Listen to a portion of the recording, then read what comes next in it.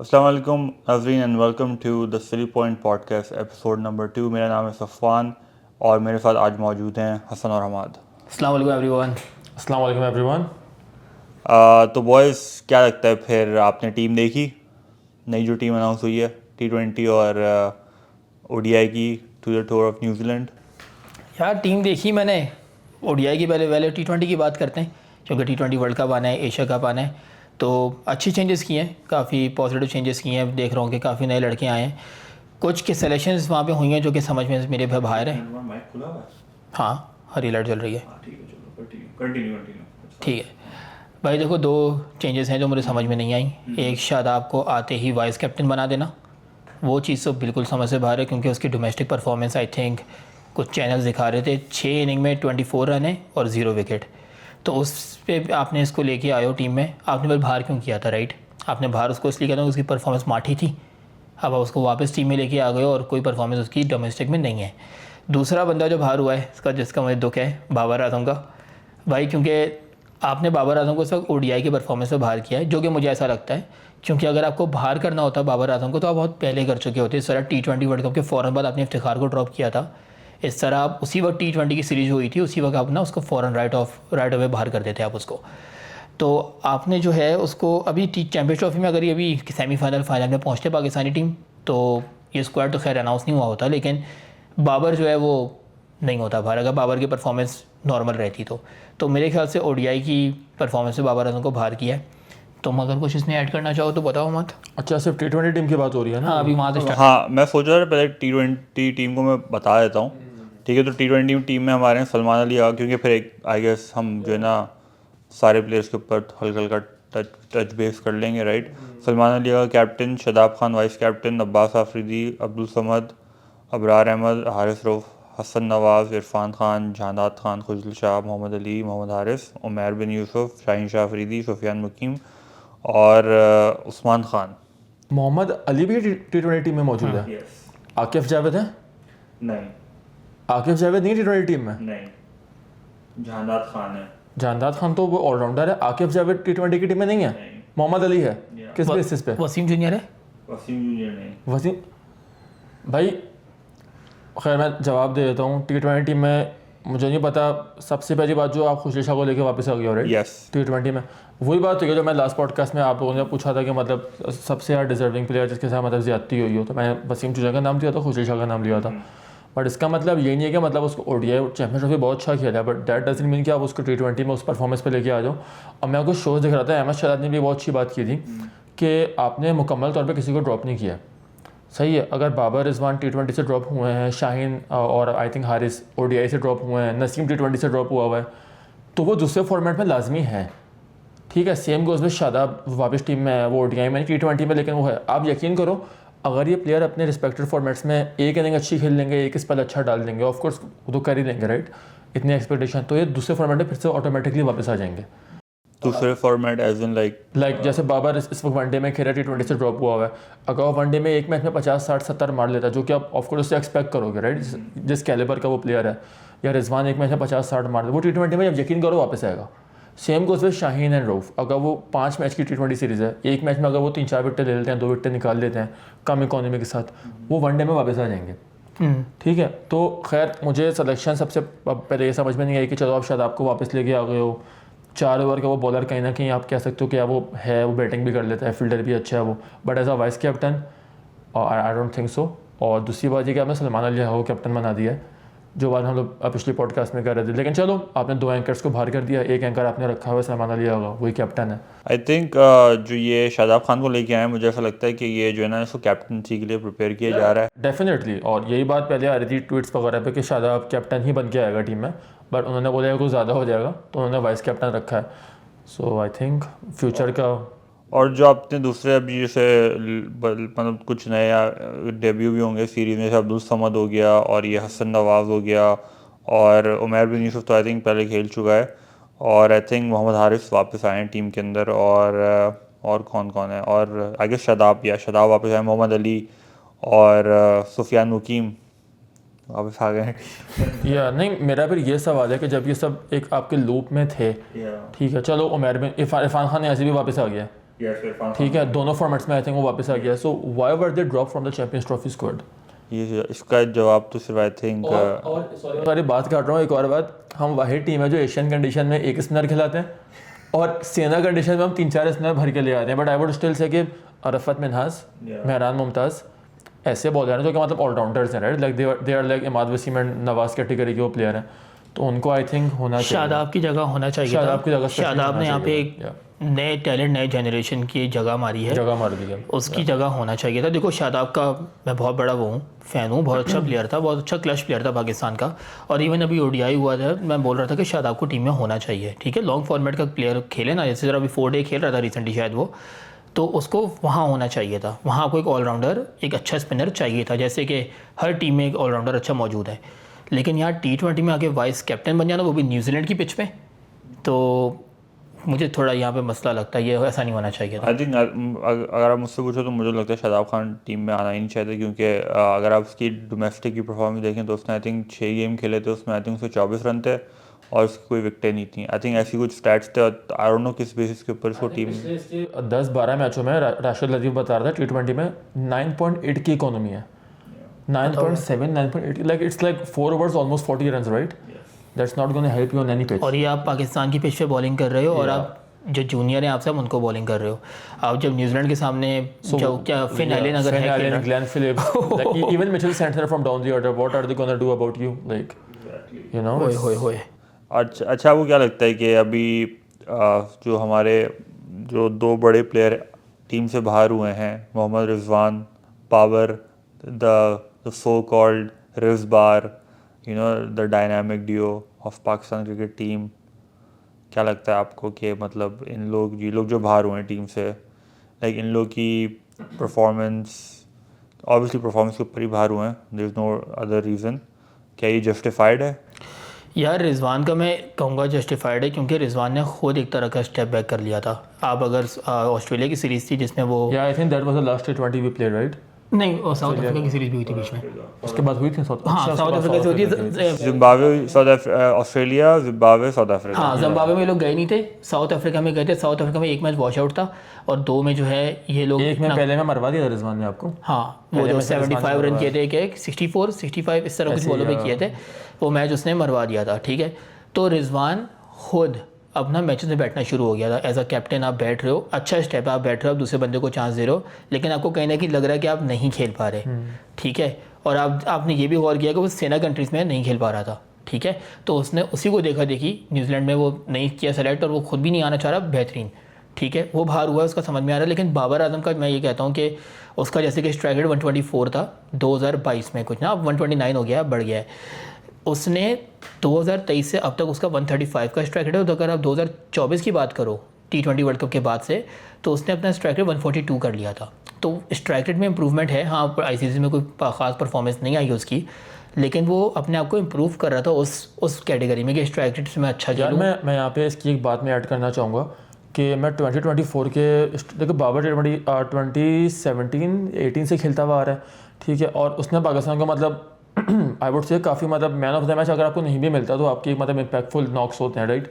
तो उसने I think काफ़ी पाकिस्तान को जो 11 सीरीज़ पाकिस्तान जीता था सरफराज की एरा में, उसमें I think majority of the series में बाबर आपका टॉप स्कोरर था और मैन ऑफ द सीरीज़ भी उसको मतलब 2-3-4 सीरीज़ में मिली थी. ठीक है, चाहे वो ऑस्ट्रेलिया हो, न्यूजीलैंड हो, बाहर जाके भी सेना में आप मतलब बाबर पे डिपेंड करते हो, चाहे कोई भी इवन टेस्ट फॉर्मेट उसका सबसे वीक है इस वक्त, उसमें भी आप उस पर डिपेंड करते हो. सो आई वुड से कि यार बाबर को बाहर नहीं होना चाहिए था. आप उसको ODI से भले आप बाहर कर देते, जहाँ हमने शुरू में बात की कि ODI के परफॉर्मेंस पे आप एक किस्म क्योंकि T20 से आप राइट अवे बाहर हो जाते हैं. ऑस्ट्रेलिया, साउथ अफ्रीका और जिम्बाब्वे की सीरीज़, जिम्बाब्वे तो खेला नहीं वो, साउथ अफ्रीका की सीरीज़ के बाहर आप बाहर कर देते. थोड़ी आई थिंक लंबी बात हो गई है, बट आई वुड से कि बाबर को बाहर टीम से नहीं होना चाहिए था. और मैं उसका आपको स्टैट्स बताता हूँ कि 2024 में उसके आई थिंक कुछ 23-24 मैच वो खेला, 23 मैच वो खेला है, मेरे पास स्टैट्स पड़े हुए थे. 763 या 783 उसका रन है, एवरेज उसका 34-35 का है, 34-35 का, विच doesn't matter, right. Average doesn't matter in T20 eyes. Strike rate उसका जो है, अगर आप T20 वर्ल्ड कप को हटा दो, अगर T20 वर्ल्ड कप को आप इंक्लूड करो तो 134 का स्ट्राइक रेट है, which is pretty decent, right. और अगर आप T20 वर्ल्ड कप को जो स्लो पिचेस भी हुआ था उन पिचों पर रोहित शर्मा, कोहली ऐसे बैट्समैन भी नहीं खेल पा रहे थे, इवन ट्रेविस हेड जैसे बैट्समैन स्ट्रगल कर रहे थे, राइट. तो उसमें उसको अगर आप हटा दो तो 142 143 का उसका स्ट्राइक रेट है। और अगर आप लास्ट सीरीज़ अपनी देखो न्यूजीलैंड से आपकी हुई थी जिसमें शाहिन अफरीदी कैप्टन था, उसमें बाबर आपका टॉप स्कोरर था और सारे मैचों में उसने मतलब 140 135 के स्ट्राइक रेट से 50 की थी। Nobody stood with him. So I would say कि उसमें इंप्रूवमेंट आ रही थी, ठीक है, और वो न्यूजीलैंड में काफ़ी बेहतर साबित होता। या आई थिंक मैंने भी कुछ बाबर के स्टैट्स निकाले थे, मैंने सिर्फ T20 वर्ल्ड कप के निकाले थे क्योंकि आई गेस आप प्लेयर को जज आई थिंक टूर्नामेंट से ही करते हो, राइट, क्योंकि अल्टीमेट टेस्ट आपका वही होता है। तो मैंने देखा कि over the time I think जो उसका ब्रेक थ्रू ईयर था वो 2021 था, उसमें हाईएस्ट रन स्कोर था, एवरेज भी अच्छा था। लेकिन एक जो मैंने कंसिस्टेंट प्रॉब्लम देखी ना वो थी कि इन लोगों की जो डॉट बॉल्स का रेशो था ना वो ओवर द टाइम बढ़ता ही गया है। लाइक 2021 में इसका डॉट बॉल्स का रेशो था 33%, ठीक है, और 22 में सबसे ज़्यादा था 47% और रिजवान का था 42%। तो अगर आपके दो शुरू के प्लेयर आके इतनी डॉट बॉल्स कंज्यूम कर रहे हैं तो फिर आपके पीछे कुछ नहीं बचेगी। हमने बात पिछले पॉडकास्ट में भी की थी। और 2024 में 39% था और इसका स्ट्राइक रेट 101 का था 2024 में, 2022 में 93 का था। मुझे इसमें कहीं ना कहीं लग रहा है कि जैसे जैसे ये बाहर के मुल्कों में जा रहे हैं ना, जैसे 2021 में देखो इंडिया वो दुबई में हो रहा था, हाँ दुबई में था, यूएई में था, तो बेहतरीन हो रहा था सब कुछ ना। आई थिंक उसके लिए एक चीज़ ये भी थी कि देखें उस टाइम पे मुझे लगता है कि 2019, 20, 21 इसके लिए सबसे अच्छे ईयर इसलिए थे क्योंकि ये एक like use coming up the ranks. और सबसे बड़ी बात ये थी कि अब मैंने नोटिस किया कि अब इसको जो है ना बॉलर इतनी लाइक ऑफ पे या अब इसको वेट नहीं देते बिल्कुल भी। और इसको ना जब क्योंकि इसकी मुझे लगता है इसने अपना गेम शायद ना उस तरह डेवलप नहीं किया जिस तरह करना चाहिए था, राइट, इसको, क्योंकि यार लेकिन तुम्हारी बात कहीं ना कहीं सही है, लेकिन एक साल के अंदर लाइक 10 महीने के अंदर या 11 महीने के अंदर बाद आपका T20 वर्ल्ड कप दूसरा वाला हुआ था और उसके अंदर अचानक इतना बड़ा चेंज आ जाना, मेरे ख्याल से ये सेना कंट्रीज़ के इशू हो सकते हैं। 2024 में 22 में 2021-22 को अगर तुम देखो ना कंपेयर करो, एक 21 साल में का difference हाँ ना 21 में कहाँ तुम अर्श पे और 22 में कहाँ तुम फर्श पे, राइट। लेकिन अगर आप 2022 में एशिया कप भी जो हुआ था वो तो यूएई में हुआ था, राइट, और उसमें भी ये इसने अच्छा नहीं परफॉर्म किया था। आई थिंक इसके लेस देन 100 रन थे पूरे टूर्नामेंट में। इसका जवाब दूंगा, आई don't think it's about the conditions, क्योंकि हमने बाबर को न्यूजीलैंड साउथ अफ्रीका में उसकी सेंचुरी है साउथ अफ्रीका में T20 आईज में, ठीक है। तो आई डोंट थिंक इट्स अबाउट सेना में आपका अभी भी आई वुड से कि बेस्ट बैटर सबसे टेक्निकली साउंड बैटर बाबर ही है, ठीक है, चाहे कोई भी फॉर्मेट हो, राइट। टेस्ट में शायद साउथ शकील थोड़ा ऊपर आ गया, एनीवेज। या मुझे लगता है कि T20 वर्ल्ड कप 2021 का उठाओ आप, सब में टॉप 10 जो ओवर्स होते हैं पावर प्ले के, उसकी अगर आप बात करो, इंडिया के खिलाफ आप 152 चेस कर थे, आपके 10 ओवर में 64-65 रन थे। अच्छा स्टार्ट नहीं था, 10 ओवर में 64-65। नामीबिया के खिलाफ इवन 10 ओवर में आपके 65 रन थे, ठीक है। स्कॉटलैंड के खिलाफ इवन आपके 10 ओवर में 65 रन थे। सारे मैचों में पाकिस्तान ने 10 ओवर के बाद एक्सलरेट करना शुरू किया, जो रिजवाना बाबर अभी भी करना चाह रहे हैं। आई थिंक वो एक चीज़ है। इवन ऑस्ट्रेलिया के खिलाफ ऐसा हुआ था, 10 ओवर में आपके 60-65-70 रन थे, 73 रन थे, जो कि मतलब इतने अच्छे 10 ओवर में आपके मतलब 85-90 होने चाहिए, राइट, T20 में। तो वहाँ से ऑस्ट्रेलिया ने आपको पकड़ा। आई थिंक उसी 15-20 रन की वजह से आप थोड़ा हार गए थे, थोड़ा आप कह सकते हो। बट आई थिंक वो चीज़ ना लोगों ने यहाँ पकड़ लिया, ठीक है, क्योंकि उसके फ़ौरन बाद ऐसा हुआ, तुम कह रहे हो ना अचानक 10-11 महीने में सफ़ान की बात, ठीक है, कि एशिया कप जो हुआ था वो भी यूएई में हुआ था एग्जैक्टली, और उसमें बाबर आजम बिल्कुल नहीं परफॉर्म किया था। बाबर आजम रिजवान ने खेली थी इनिंग, इंडिया के खिलाफ अच्छा खेला था वो, लेकिन आई थिंक वो गेम, लेकिन नवाज ने आपको गेम, इंडिया के खिलाफ भी नवाज ने आपको गेम जिताया था, वो मैन ऑफ द मैच हुआ था। यार वही मैं बात करूंगा कि रिजवान का टीम से बाहर होना, आई थिंक इट्स मतलब किसी को उस पर डिबेट करने की ज़रूरत ही नहीं है। बट बाबर की तुम अगर T20 ICC इवेंट्स की बात करो, आई वुड नॉट से कि 2024 का T20 वर्ल्ड कप तो यूएसए में हुआ है। उसकी एक inning I would say USA के अगेंस्ट इट वाज लाइक बहुत डिजास्टर नहीं थी, बहुत टॉर्चर था उसको देखना। 9 रन 23-24 बॉलों पे against mighty USA. I don't think that justifiable, ठीक है। लेकिन एक मैं बोलूँगा उसके लिए वो वर्ल्ड वर्ल्ड कप नहीं था, ठीक है। उसका वर्ल्ड वर्ल्ड कप 2022 का वर्ल्ड कप था, जिसमें उसने सेमीफाइनल में मार के थोड़ा पीछे कर लिया था। उसके लेस देन 100 रन होते पता है 7 गेम्स में। लेकिन यार मैं सॉरी थोड़ी लंबी कर रहा हूँ, 2021 में हाईएस्ट रन स्कोरर था पाकिस्तान की तरफ से, वो था ही। 2024 के वर्ल्ड कप में भी जो अभी यूएसए में हुआ था, उसमें भी आपका इतना ख़राब खेल के हाईएस्ट रन स्कोरर था वो। सैम अयूब को भी आई थिंक 1-2 मैच मिले थे, वो कुछ नहीं कर पाया था, 2 मैच मिले थे उसको, राइट। फ़खर जमान को सारे मैच मिले थे, बल्कि एक ही गेम मिला था सैम अयूब को, नहीं आयरलैंड के अगेंस्ट मिला था क्योंकि कनाडा के खिलाफ आपका वॉश आउट हो गया था। मैच हुआ था आपका, नहीं हुआ था। अच्छा मैं आपको उसी वर्ल्ड कप की एग्जांपल दूंगा। बाबर आजम इंडिया के खिलाफ अच्छा खेल रहा था, जब उसने 1-2 चौकियां मार दी थी, पता है पूरी आवाम को लगा था कि आप 10 विकेटों से फिर मार दोगे इंडिया को, सबको लगा था, आपको भी लगा था, मुझे भी लगा था। लेकिन वो आपको बुमराह ने पकड़ लिया उसको, हर दिन आपका दिन नहीं होता। लेकिन यार उस वर्ल्ड कप में आपके पास बड़े बड़े हिटर थे, आजम खान भी था, इफ्तिखार भी था, रिजवान भी आपका टॉप नंबर 1 प्लेयर था उस वक्त, तो कोई भी नहीं खेल पाया। बाबर ही तो, और तुम्हें याद होगा वर्ल्ड कप से बहुत पहले मैं तुम्हें कहा था कि इस वर्ल्ड कप का हाईएस्ट रन स्कोर पाकिस्तान का बाबर आजम होगा, और तुमने उसी रिकॉर्ड भी की थी मेरी, ठीक है। तो वही हुआ, क्योंकि मुझे पता है कि आपकी टीम में मतलब बाबर खेल रहा है, तो मैं ये नहीं कह रहा 104 105 का स्ट्राइक रेट बहुत अच्छा है, लेकिन उससे ऊपर भी तो कोई नहीं जा पा रहा ना यार। लेकिन यार अगर आपका एक प्लेयर इतनी लाइक अगर पूरे वर्ल्ड कप में उसने आई थिंक कितनी 120 रन किए हैं कुछ 122-23 बॉलों में, राइट, पूरे वर्ल्ड कप के अंदर, राइट। तो अगर और उसमें से 39% डॉट बॉल्स हैं उसकी, तो राइट अगर आप इतनी डॉट बॉल्स कंज्यूम करके स्ट्राइक ले रहे हो, राइट, और आपके नीचे के प्लेयर्स को चांस नहीं मिल रहा बॉल खेलने का। ये तो हम 2024 के वर्ल्ड कप, यस, चलो मैं इस पर तुम्हें यही जवाब दे देता हूँ। ये है कि पहला मैच पाकिस्तान का यूएसए से हुआ, ठीक है, वो मैंने बोल दिया वो बहुत ख़राब इनिंग थी बाबर की, one of his worst innings, ठीक है, उसको साइड में करो। दूसरा मैच आपके इंडिया से हुआ, बाबर 10 बॉलें खेल के आउट हो गया, ठीक है, वो मैच हार गया। ईमान से बताना, अगर बाबर आजम उस मैच में 30-40 बॉलें खेल जाता, 25 बॉलें भी खेल जाता, रिजवान जल्दी आउट हो जाता, पाकिस्तान में मैच जीतता नहीं जीतता। ये तो व्हाट इफ पे आ गई ना बात। मैं एक बात कर रहा हूँ आपसे, 10 बॉलें वो खेल के आउट हो गया, ठीक है, आप कनाडा से भी हारे थे, सॉलिड से आप आयरलैंड से भी आपके 50 पे 5 आउट हो गए थे, and you were chasing 100 something, right, 120 या 110 ऐसी कुछ था। आप यकीन करो आप वो मैच भी हार गए थे, आपको वो मैच जिताया किसने? बाबर आजम ने, और एंड में अब्बास हफीज ने थोड़ी आगे हिटिंग कर दी थी, और एक का छक्का शाहीन ने मार लिया था। अगर उस मैच में बाबर जल्दी आउट हो जाता, आप यूएसए के साथ साथ आयरलैंड से भी हारते, जो कि आपका डेड रबर गेम था आयरलैंड से, ठीक है। तो उसमें अगर बाबर 40 बॉल पे 40 का रहा है, 45 बॉल पे 45 का रहा है, उसको आप कुछ नहीं कह सकते, क्योंकि आपका तो पूरा टॉप ऑर्डर है, चाहे उसमें इफ्तिखार हो, रिजवान हो, फ़खर हो, ठीक है, शादाब भी था, इमाद वसीम भी था, सब आउट हो गए थे। अगर बाबर उस मैच में, जिस तरह तुम अभी हम शूट करने से पहले न्यूजीलैंड वाले गेम की बात करते हैं 19 के वर्ल्ड कप में, अगर बाबर उस मैच में आउट हो जाता जल्दी, आप वो मैच नहीं जीत पाते। 2022 के 2019 के वर्ल्ड कप की बात कर रहा हूँ मैं, अच्छा, जो अच्छा। बर्मिंघम में उसने 100 मारी थी। लेकिन वही मैं कह रहा हूँ ना कि उस टाइम पे और अभी के टाइम में बहुत फ़र्क ये है, सबसे बड़ा फ़र्क ये है कि अब जो है ना आई थिंक काफ़ी सारी टीम्स को वो होमवर्क करके आते हैं अपना बाबर आजम के ऊपर, आई वुड स्टिल से कि अगर आप T20 वर्ल्ड कप्स की बात कर रहे हो, स्टैट्स बता रहे हो, तो आई वुड से कि उसका 2022 का वर्ल्ड कप सबसे ज़्यादा शिट था, आई वुड से। बट 24 का वर्ल्ड कप आप उसको ख़राब नहीं बोल सकते यार। इन टर्म्स ऑफ नंबर्स तो it's not that impressive, right. अगर आप नंबर्स को देख रहे हो तो फिर उसके आप ओवरऑल स्टैट्स भी देखो, क्योंकि इम्पैक्ट एज सच तो कोई नहीं था ना। अगर आप नंबर्स देख रहे हो, अगर आप एवरेज देख रहे हो, स्ट्राइक रेट देख रहे हो, आई नो बाबर का स्ट्राइक रेट 129 कम है, लेकिन 2024 में सिर्फ फ़खर और सैम अयूब से 6-7 गेम खेला था, सिर्फ उन दोनों का बाबर से स्ट्राइक रेट ज़्यादा है। आपके इतने जो डाउन दी ऑर्डर हिटर्स आते हैं, बाबर हिटर नहीं है, like just like Kohli, Smith and Root and Williamson, he is not a big hitter of the ball. लेकिन अब अगर आप बोलोगे कोहली का स्ट्राइक रेट पांड्या से ज़्यादा हो, या कोहली का स्ट्राइक रेट राहुल से ज़्यादा हो, सो या रोहित शर्मा से ज़्यादा हो, सो उसके साथ वो गलत ज़्यादती होगी।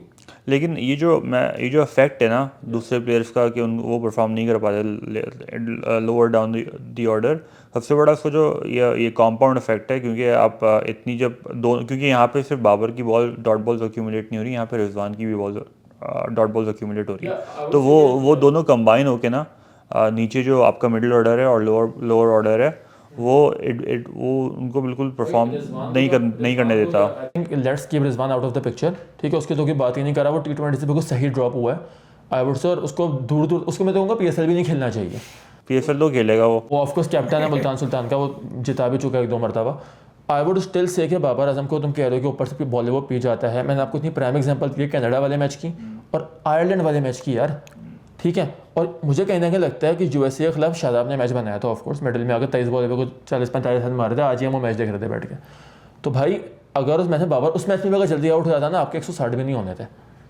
लेकिन अगर तुम लगता है कि अगर वो, क्योंकि इफ्तिखार को भी पूरी मतलब 3-4 ओवर मिले थे, आजम खान को भी आजम खान पहले ओवर डक करके आउट हो गए थे, फ़खर जमान को भी शुरू में बॉलें मिलती हैं, रिजवान दूसरे ओवर में आउट हो गया था, उस्मान खान को भी मौका मिला था यार। Look everybody got their chances bro यार। लेकिन अगर तुम 22 बॉलें पी रहे हो पावर प्ले की, राइट, तो यार मुझे लगता है कि अगर आप यूएसए, आयरलैंड, कनाडा टीम के खिलाफ भी डोमिनेट नहीं कर पा रहे, राइट, तो लाइक आप कहाँ डोमिनेट करोगे यार। बात सारी ये है कि पिच पे भी डिपेंड करता है कि पिच किस तरह की, जैसे तुम देखो कि मैं कंपेयर नहीं कर रहा, लेकिन जैसे कोहली था 2024 में, राइट, कितना फ्लॉप गया वो, सिर्फ फाइनल में बहुत अच्छा खेला है वो, फाइनल में भी बस, हाँ उसको दे दिया मैन ऑफ द मैच, जबकि बुमराह रिजर्व करता था, क्योंकि उसने क्या 70 रन किए 55 बॉलों पे, नॉर्मल स्कोर है, राइट, T20 के अंदर कुछ ना खास नहीं है।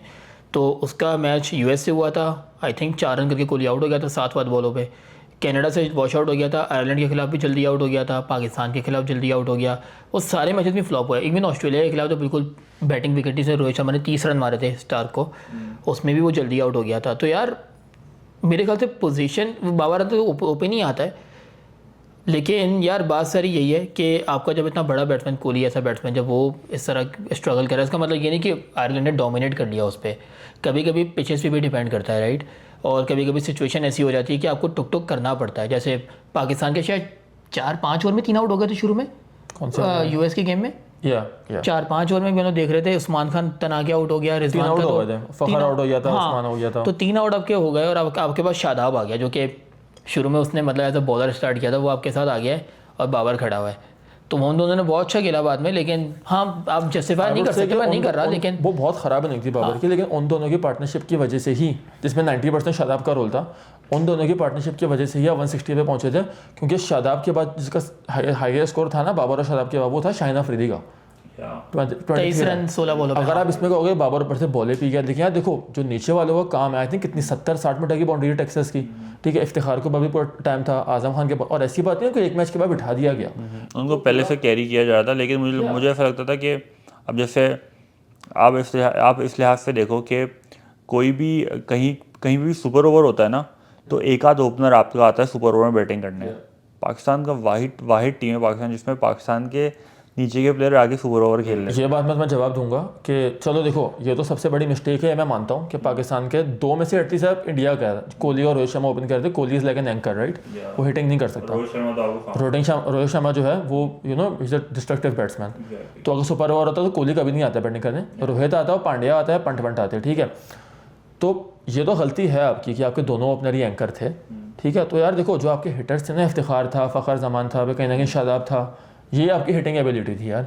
उन्होंने आजम खान को फिर भी नहीं भेजा था, यही आपकी हिटिंग एबिलिटी थी। उसको भेजना चाहिए था। या मैं अभी मेरे जहन में वो बात है कि आजम खान को क्यों नहीं भेजा था, और फ़खर को स्ट्राइक देनी चाहिए थी, और उन लोगों ने दे किसी को दी, इफ्तिखार को। सुनने में आया कि इफ्तिखार का डिसीजन था कि मैं स्ट्राइक लूँगा। Okay, moving on. मेरा जो नेक्स्ट क्वेश्चन है वो ये है कि ऑब्वियसली अभी आपकी टीम अनाउंस हो गई है और यही टीम है आपकी, और आपको इसी टीम के साथ जाना पड़ेगा अब, राइट। तो first of all what are your thoughts कि आपको क्या लगता है कि how are we gonna do on this tour. और सेकंड जो मेरा क्वेश्चन है वो ये है कि अगर हम लोग गॉड फॉरबिड अच्छा परफॉर्म नहीं करते, हम लोग हार जाते हैं, तो will PCB again push the panic button and will bring on Babar and Rizwan again in the team. यार पहली बात तो ये कि डिपेंड करता है कि न्यूजीलैंड टीम क्या खिला रहा है, क्योंकि मुझे यहाँ तक लगता है कि न्यूजीलैंड अपने सारे मेन प्लेयर्स को रेस्ट देगा चैंपियंस ट्रॉफी के बाद, डायरेक्ट खिलाएगा नहीं T20 सीरीज, मेरा ही नहीं ख्याल। आई think they will play most of their main team because first of all it's on their home turf, और सेकंड ऑफ ऑल उनको पता है कि आगे आपका वर्ल्ड कप आ रहा है, राइट। यार आई थिंक IPL क्लैश नहीं हो रहा, IPL क्लैश हो रहा है PSL के साथ। अच्छा इस दफ़ा अप्रैल में। यार देखो लड़के तो बहुत टैलेंटेड हैं माशाल्लाह, मतलब बहुत अच्छे लड़के हैं और ये अच्छा करेंगे। मुझे भाई कहीं कहीं ये लगता है कि इमर्जिंग में देख रहा था, फॉलो कर रहा था, जो इंडिया की इमर्जिंग है ना, जो भी नए लड़के आ रहे हैं, ठीक है, वो भी अच्छे हैं, लेकिन पाकिस्तान से टक्कर गए, मतलब पाकिस्तान उनको टक्कर दे रहा है, कम्पीट कर रहा है। जैसे अभी आप, हमारा ऑलराउंडर कौन है जो पांड्या से कम्पीट कर सके? कोई भी नहीं है ना। अक्षर पटेल से कौन है? कोई भी नहीं। जडेजा से कौन है? कोई भी नहीं। लेकिन ये लड़के जो है ना, ये कम्पीट कर रहे हैं, ये अच्छा खेले इमर्जिंग एशिया कप में, और लोगों ने मारा भी इंडिया को, ठीक है, बहुत बुरी तरह मारा है। तो भाई ये लड़के ये करेंगे अच्छा। हाँ अगर फेल हो गए खुदा न ख्वास्ता, तो भाई मुझे तो लग रहा है सबसे पहले तो ये आगा सलमान को कैप्टनसी से निकाल देंगे, मुझे भी लगा। I think it's gonna be Shaheen 2.0, you know. हाँ जो शाहीन के साथ हुआ था, I think it's gonna be like 2023 के वर्ल्ड कप के बाद। But Agha Salman, I don't think he even deserves to be in the T20। I mean या हाँ नहीं, उसके ऊपर भी डिपेंड करता है वो रन कितने कर रहा है और किस इंटेंट। बात आपकी सही है। देखो उसने इंटेंट अभी चैंपियंस ट्रॉफी में दिखाई है, ठीक है, 41 रन 24 बॉलों पे, ठीक है। वो जो साउथ अफ्रीका के खिलाफ चेस किया था वो भी 130 के स्ट्राइक रेट, 120 का स्ट्राइक रेट था, से किया था उसने। आसान नहीं होता यार। चलो ठीक है, अगर मैं कहता हूँ कि वो फेल हो जाता है, ठीक है, तो कैप्टन किसी अच्छे आदमी को बनाओ ना। देखो कैप्टन से पहले आप निकालो मत, एक ही सीरीज़ में वो बना है अभी, आप उसको उठा के शादाब को बना दोगे कैप्टन, और फिर शादाब जो है फिर वो रिजवान और बाबर को लेके आता, तो वो फिर आप बोलेंगे कि कैप्टनसी का वो है, कैप्टन जो बोल रहा है उसी को लेके आना है। या that's a really good point, ठीक है। क्योंकि शादाब ही था जो अफगानिस्तान की सीरीज़ के बाद कह रहा था कि देखिए हमें जब रिजवान और बाबर चाहिए, ठीक है। यार देखो जिस तरह मैं बोला, रिजवान को तो बहुत दूर रखो T20 की टीम से, वो वनडे और टेस्ट मैच में बहुत अच्छा प्लेयर है, T20 से उसको दूर रखो। बाबर शायद अगर ये फ्लॉप हुए हैं, मतलब देखो एक सीरीज़ के बाद तो बाबर को आना नहीं चाहिए, ठीक है, PSL तक वेट करना चाहिए, उसकी PSL की फॉर्म भी देखनी चाहिए आपको कहीं ना कहीं, क्योंकि ऑफकोर्स वही आपका डोमेस्टिक चीज़ है जहाँ से प्लेयर आते हैं, लौट आता है आपका। बट आई डोंट थिंक, देखो बहुत टैलेंटेड प्लेयर है माशाल्लाह, लेकिन अगर ऐसा हो रहा है कि हारिस जैसा प्लेयर, मतलब वो खेला है पाकिस्तान की तरफ से, वर्ल्ड कप भी खेला है, अगर वो 5 मैच में सिंगल डिजिट स्कोर पे आउट हो रहा है या मतलब एक ही तरीके से आउट है, फिर आई don't think they deserve a chance. क्योंकि देखो एक होता है कि मतलब प्लेयर, जिस तरह पहले ये बोला कि प्लेयर देख के आपको लगता है कि इसमें चीज़ है, और हारिस में वो चीज़ है, लेकिन अगर आप एक ही स्कूप करते हुए आउट हो जा रहे हो, हर मैच में आप हो रहे हो, हर मैच में आप हो रहे हो, एक छक्का मारोगे फिर आप हो रहे हो आउट, या 5 मैच में आप 9 रन कर रहे हो, 8 रन कर रहे हो, 7 रन कर रहे हो, डक मार रहे हो, तो आई डोंट थिंक उसको पीसी पे चांस नहीं देगा। मैं तो कहूँगा ऑफकोर्स चांस दो, क्योंकि इंटेंट दिखा रहा है वो, और आई डोंट थिंक पीसी पे चांस देगा। मेरे ख्याल से रिजवान को टीम में ले आए, उसको यार रेंज में बॉल नहीं मिल रही यार, क्या हो गया है, उसको रेंज में बॉल मिलेगी तो 150 का स्ट्राइक रेट आ जाएगा, नहीं मिल रही तो उसका कसूर थोड़ी है, बॉलर को सोचना चाहिए। ईजी 2 होगा, ईजी 2 भी होगा, यस इज अ 2 भी होगा। अच्छा, कौन सा आपको लगता है कि इस सीरीज में player to look out for, like from the Pakistan side? Naseem Shah तो है ही नहीं। अरे मैं मजाक नहीं कर रहा हूँ, और बाबर आजम नहीं कहा था नसीम शाह, नहीं यार इसमें मैं I am really looking forward to Haris man, क्योंकि वो ऐसा प्लेयर है कि मतलब I think he is gonna be your wicket keeper as well. आपका एक और विकेट कीपर है, आई थिंक जो ओपनर भी होगा आपका, हसन नवाज। हसी बोले भी नहीं किया, नहीं, Hasan Nawaz is going to be your wicket keeper as well. He might be a second wicket keeper, but Hassan Nawaz is going to be your opener. I think your opening is going to be Haris and Umair. मैं इस दफ़ा look forward तो कर रहा हूँ ना, मैं एक प्लेयर को कर रहा हूँ, ये सब बेचारे नए हैं यार, अगर ये नहीं भी खेले तो वो चांस करते हैं बिल्कुल। Don't say you are looking forward to Shadab. छोटे मैं शादाब को देखूंगा, नहीं छोटे छोटे ग्राउंड है, मुझे शादाब को देखना है, उसकी इतनी परफॉर्मेंस है, ठीक है, अच्छा खेलता था शुरू में, बाहर हुआ, अब वो टीम में आया, वो अब टीम में रहने के लिए क्या करता है मुझे वो देखना है। And I am looking forward to Agha Salman as well। 2 down batting करने आएगा Shadab Khan. Yes, I think क्योंकि उसने अपने जो उसका भी वो शो में बैठा हुआ तो कहता है कि मैं 2 डाउन बैटिंग करना चाहता हूँ। बन गया और Khushdil Shah, I think Khushdil Shah is gonna perform good। I don't think उसको खिलाओगे किधर आप, जगह तो आगा सलमान शादाब की भी नहीं बनती। लेकिन मुझे लगता है जो 3 प्लेयर जिनको मैं बहुत जिनका वेट कर रहा हूँ वो है Masood is not in the squad man। नहीं, मैं वेट कर रहा हूँ मोहम्मद हारिस, अब्दुल समद और Irfan Khan. Abdul Samad is a really good Abdul Samad कौन है? Yeah, he's middle order batsman, power hitter है। नहीं आता था। Okay, He's a really good Khawaja player। नाफिक है?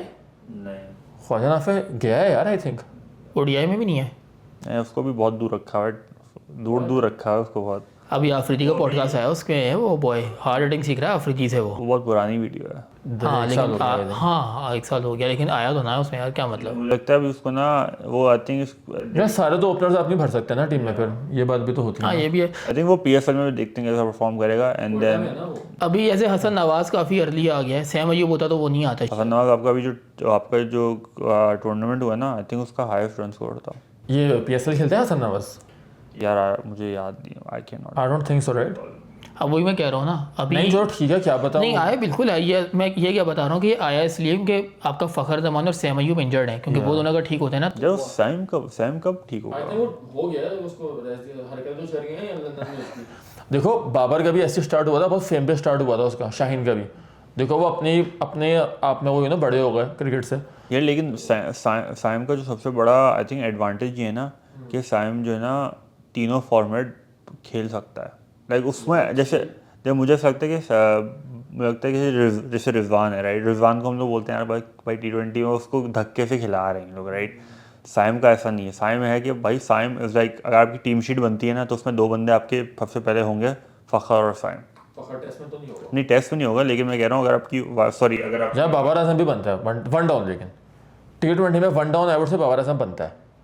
टेस्ट और ओडीआई में तो बनता ही है, मतलब टेस्ट में आज तो उसकी फॉर्म आजकल जारी है। ये मजाक से हट गया यार। आई थिंक अगर आपने अगर किसी को बाहर किया है ना, मुझे ऐसा लगता है आपने किसी को बाहर किया ना तो आप उनको लाइक एटलीस्ट थोड़ा अर्से तक बाहर रखो टीम में, लेट देम परफॉर्म और डू समथिंग, या अपने ऊपर काम करें, राइट। वो लोग अपनी फिटनेस के ऊपर काम करें। अब बाबर को चाहिए अपने शॉट्स डेवलप करें, क्योंकि मैं देखा कि अब वो जो ना पहले बेचारा वो जो ना मिड विकेट पे शॉट मारने की कोशिश करता था, कैच आउट हो जाता था, उसके डर से वो बेचारा मिड विकेट पे शॉट भी नहीं खेलता। यार मैंने बाबर की पुरानी इनिंग्स देखी है 19 के वर्ल्ड कप में, 18 में। अब यार वो स्लॉग स्वीप करता था, स्लॉग स्वीप कर रहा है, बैठ के स्पिनर को स्वीप मार रहा है, फाइन लेग पे 4 हो रहा नहीं है। करता।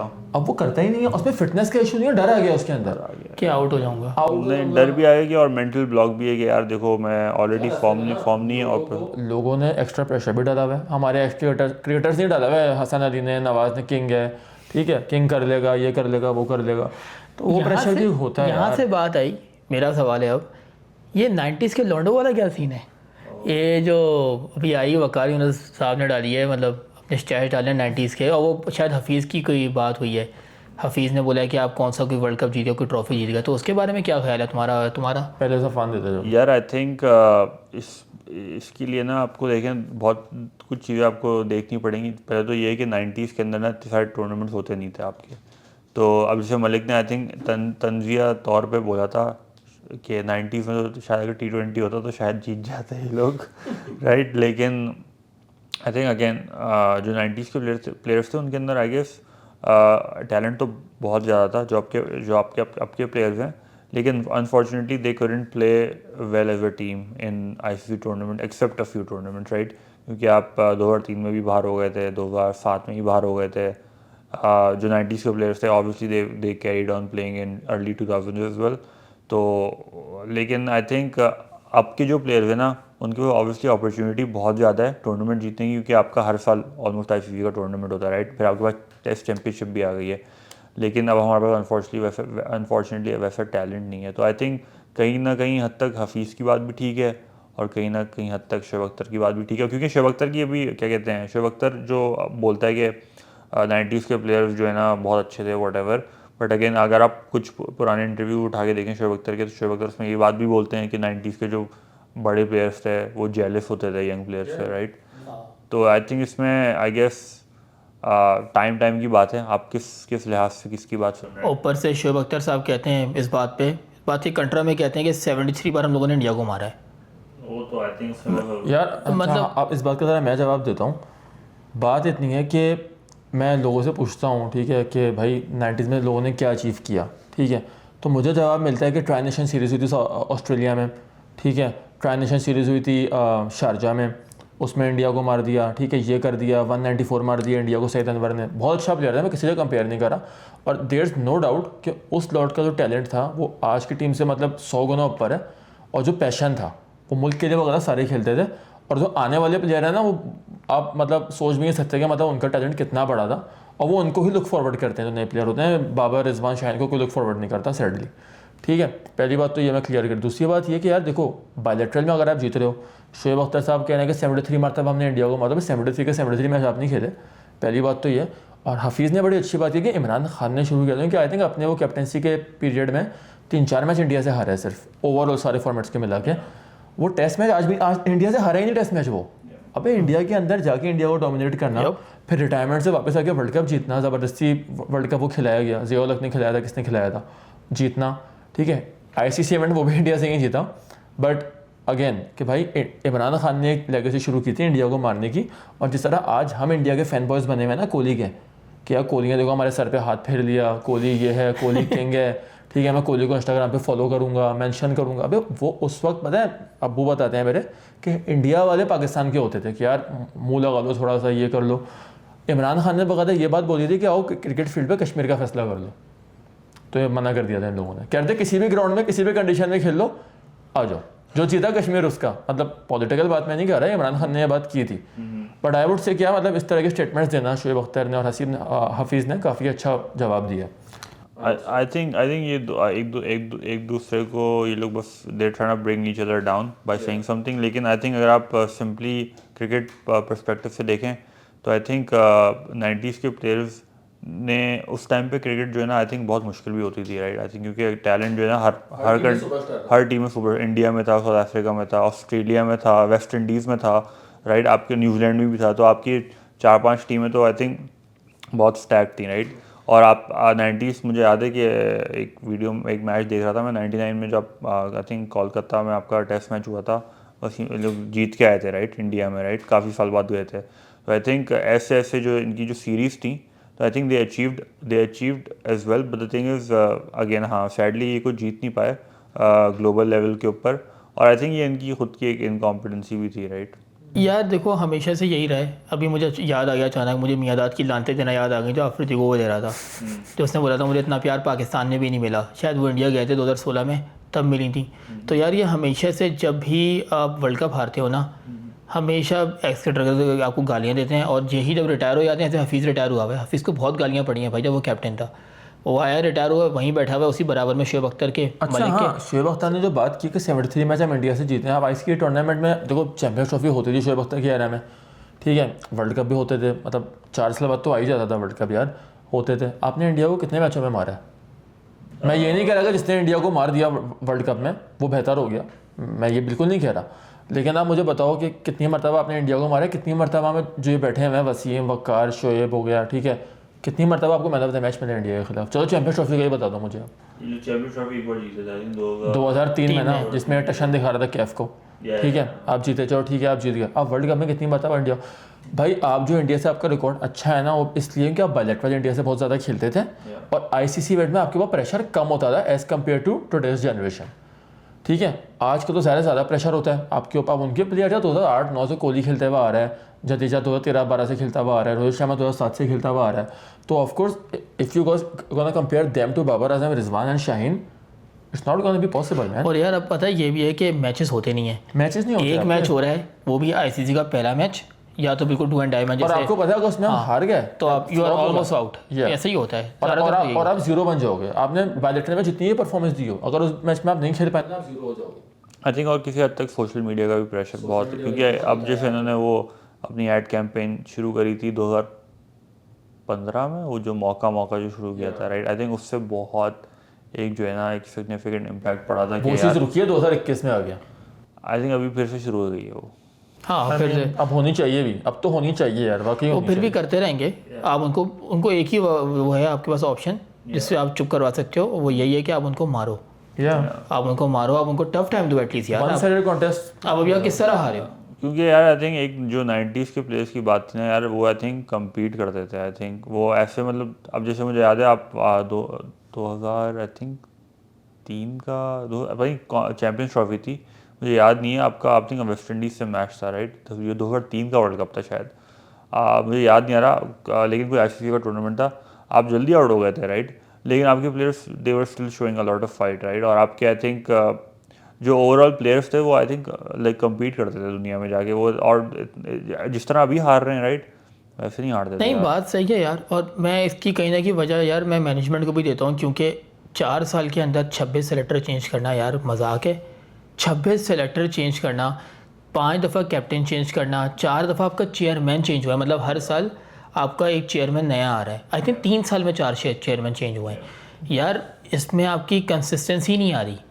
कोई एक आप एक बंदे को रखो, ऐसे आपने भी आकिब जावेद को रखा है, वो जैसा भी happy with the decision man, कि आकिब जावेद जैसा भी है वो उसको रखो, कंटिन्यू किया आपने, क्लाउन है वो, बट हाँ आपने यार आई थिंक उसने जो आके बातें की हैं ना मीडिया में कि जिस तरह डिफरेंट जिस तरह आगे कर रहा है वो प्लेयर्स को, आई थिंक ना सर है ना पैर है, वो आके उल्टी सीधी बातें कर रहा है। अजहर महमूद ने बोला कि तो आप 2 ही मैच तो खराब खेले हो, या तो आप एक काम करो, या तो आप एक काम करो, अल्लाह का नाम लो, पानी पियो, और इन दोनों को निकाल दो आखिरी दफ़ा बोलो प्रॉमिस है मेरा, कसम से मैं नहीं करूँगा, इन दोनों को निकाल दो, और अगले 5 साल ना जो भी नया कोच आ रहा है बाहर का, अगर आप बाहर का लेके आ रहे हो उसको रखो, जैसे गिलिस्पी ले आओ वापस, आप उसको सॉरी करके ला सकते हो, वो जिस तरह ट्वीट करेगा वो नहीं आएगा यार, और आपके पास कोई अब बाहर का कोच नहीं आएगा यार। आप बातें करने से मुल्क आज़ाद होते हैं, आप बात तो करो, आप अपोलोजाइज़ करो टीवी पे आकर कि हमने गलत किया इन लोगों के साथ, आप करोगे ही नहीं।